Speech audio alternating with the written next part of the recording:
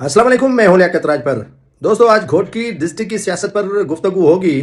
घोटकी की सियासत क्या कह रही है? क्या महर बरादरान में इख्तलाफात हो गए हैं? आइंदा इलेक्शन में क्या रास्ते जुदा होंगे? आसिफ धारेजो ने जो राजा खान महर की निशस्त पर पीपल्स पार्टी से टिकट तलब की थी, क्या पीपल्स पार्टी ने उसे लाल झंडी दिखा दी कि आसिफ खान धारेजो पीछे हट गए? क्या अली गौहर खान महर और राजा अलमारूफ अली नवाज महर में इख्तलाफात हैं? क्या आइंदा वो सियासी हिकमत अमली अलग बनाएंगे? क्या अली नवाज महर अपने कजन चीफ सरदार मोहम्मद बख्श महर की कैंप में चले जाएंगे? और क्या सूरत हाल घोटकी की बन रही है?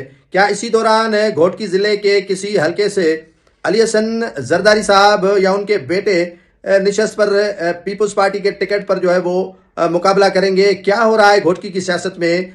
थोड़ा कुछ तालिब इल्म हूँ, मुझे भी जानकारी मिली है कि घोटकी की सियासत में बड़ा उतार चढ़ाव आने वाला है।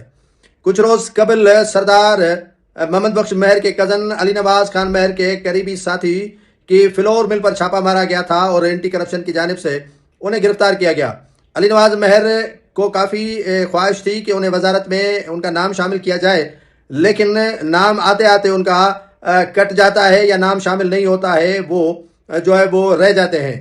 अली गौहर खान महर और जो है वो अली नवाज खान महर की राहें बिल्कुल जुदा हो चुकी हैं। सियासत में वो इकट्ठे हैं, लेकिन ख़ानदानी और इमलाक जो मिल्कियत है उन पर उनके इख्तलाफात शदीद हो चुके हैं। हो सकता है कि आगे चलकर अली नवाज खान महर पीपल्स पार्टी का रास्ता न छोड़े और पीपल्स पार्टी के साथ जुड़ा रहे और अपने कज़न चीफ सरदार मोहम्मद बख्श महर के हाथ पर जो है वो पीपल्स पार्टी से जो है वो आइंदा की टिकट भी लेने में कामयाब हो जाए। तो अली नवाज खान महर और अली गौहर खान महर के माबैन इख्तलाफात पैदा होने के बाद जो उनके सपोर्टर हैं, वोटर्स हैं, वो काफ़ी परेशान दिखाई दे रहे हैं। सुनने में आ रहा है कि सूबाई वजीर हाजी अली हसन जरदारी के बेटे को उबावड़ो के हल्के से इलेक्शन लड़वाई जाएगी, लेकिन इसमें हकीकत नहीं है।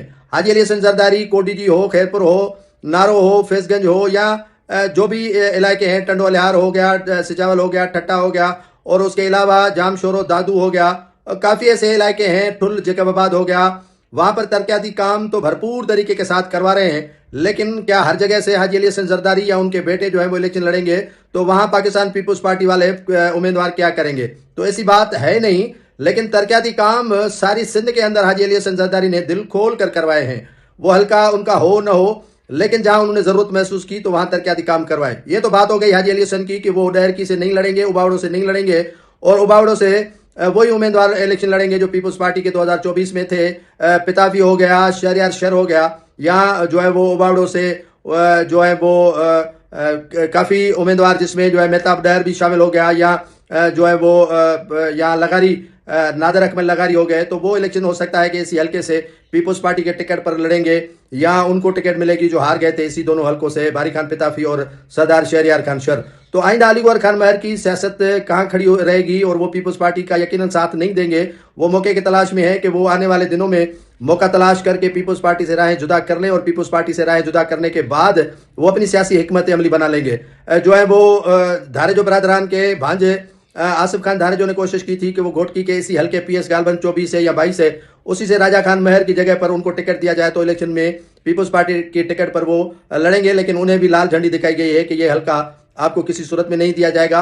मोहम्मद बख्श खान महर जो चीफ सरदार हैं, उनका आने वाले इलेक्शन में कलीदी और अहम किरदार देखने में नजर आ रहा है। और सरदार अली गौहर खान महर जब तक पीपल्स पार्टी की क़यादत से सुलह नहीं कर लेते हैं, हो सकता है कि आगे भी उनको कोई ग्रीन सिग्नल न मिले और राजा खान महर भी उनसे छीन लिया जाए।